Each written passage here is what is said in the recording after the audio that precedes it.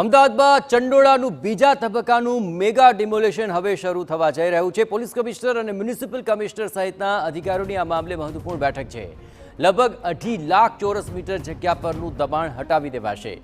તળાવની ફરતે રહેલા તમામ ગેરકાયદે બાંધકામો દૂર કરવામાં આવનાર છે। અગાઉ 4000 ગેરકાયદે મકાન તોડી પાડ્યા પછી પ્રથમ તબક્કો પૂર્ણ થયા પછી હવે બીજા તબક્કાનું ડિમોલેશન હાથ ધરવામાં આવનાર છે, જેના માટે આ મહત્વપૂર્ણ બેઠકનું આયોજન।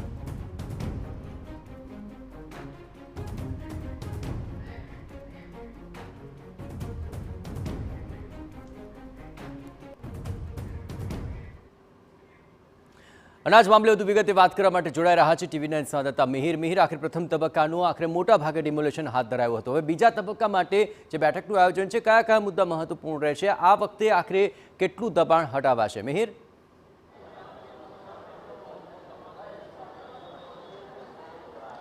જયેશ, જે ચંડોળા તળાવ અને મિની બાંગ્લાદેશ બનાવવામાં આવ્યું હતું તે તમામ ભાગ છે તેને ડિમોલેશન છે તે પહેલા ફેઝમાં કરી દેવામાં આવ્યું હતું। હવે આ બીજા તબક્કાનું મેગા ડિમોલેશન છે જે આવતીકાલથી હવે શરૂ થશે અને જેને લઈને જે પોલીસ કમિશનર GS મલિક સાથે જ મ્યુનિસિપલ કમિશનર બંછાનિધિ પાણી સહિતના તમામ અધિકારીઓ છે કે તેમની મિટિંગ છે તે શરૂ થઈ ગઈ છે। અને આ બેઠકમાં મહત્વના કે જ્યાં આગળ કે જે આ તળાવના ફરતે લગભગ 2.5 લાખ ચોરસ મીટરથી પણ વધુ જે ગેરકાયદેસર આખું બાંધકામ છે તે બનાવવામાં આવ્યું હતું તે તમામ બાંધકામ છે તે દૂર કરવામાં આવશે। એટલે લગભગ 3 થી 4 દિવસ સુધી આ આખું બાંધકામ છે તે તોડી અને જે તળાવનો ભાગ છે કે જે આખો ખુલ્લો કરી દેવામાં આવશે। એટલે લગભગ કહી શકાય કે જે 2.5 લાખથી પણ વધુ ચોરસ મીટર અને જેમાં આશરે 8000થી પણ વધુ ઝૂંપડાઓ અને જે કાચા મકાનો છે તેને દૂર કરી અને તે ડિમોલેશન છે તે કરવામાં આવશે। અને જેને લઈને જ અત્યારે હાલ પોલીસ કમિશનરની અધ્યક્ષતામાં આખી આ મિટિંગ છે તે કરવામાં આવી રહી છે। એટલે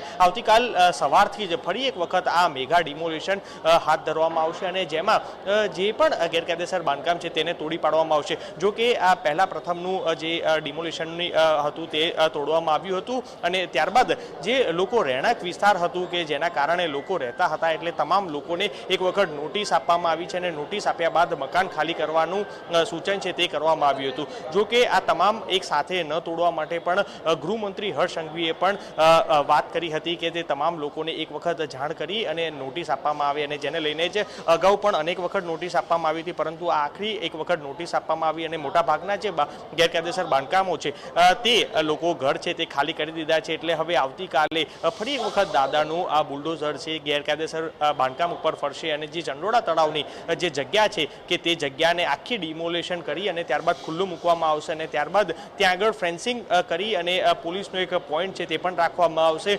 સાથે જ જે તળાવને પાણીથી ભરવા માટેનું આખું આયોજન છે અને કઈ રીતનું ડેવલપ કરવાનું પણ પ્લાનિંગ છે તે બીજી બાજુ કરવામાં આવી રહ્યું છે। એટલે આ તમામ ગેરકાયદેસર બાંધકામ છે તે હવે આવનારા આ 2 થી 3 દિવસમાં આ ચંડોળા તળાવનું તોડી નાખવામાં આવશે અને જેને લઈને અત્યારે હાલ મહત્વની બેઠક છે કે તે ચાલી રહી છે। બિલકુલ મેર, ખાસ કરીને પ્રથમ તબક્કામાં પણ જ્યારે ડિમોલેશન થયું હતું ત્યારે પણ ખાસ કરીને લોકો કોર્ટ સુધી પણ પહોંચ્યા હતા અને ઘણા લોકોએ વિરોધ પણ કર્યો હતો। આ વિરોધ ખાડી શકાય તે માટે આખરે અગાઉથી શું આયોજન કરાયું છે? મિહિર,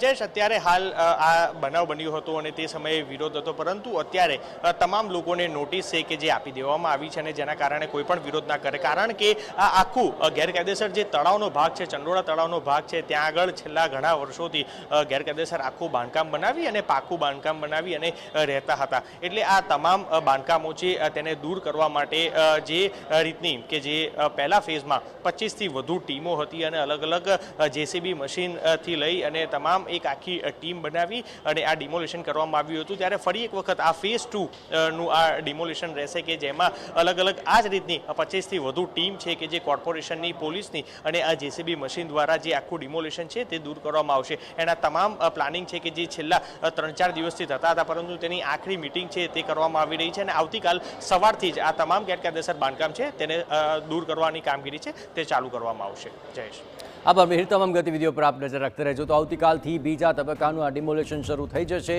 અને આ વખતે મોટો એવો વિસ્તાર કે જ્યાં ગેરકાયદે બાંધકામો થયા છે તળાવની જમીન પર તે દૂર કરી દેવાશે। પોલીસ કમિશનર, મ્યુનિસિપલ કમિશનર સહિતના અધિકારીઓની આજે તેના લઈને જ આ મહત્વપૂર્ણ બેઠકનું આયોજન હતું।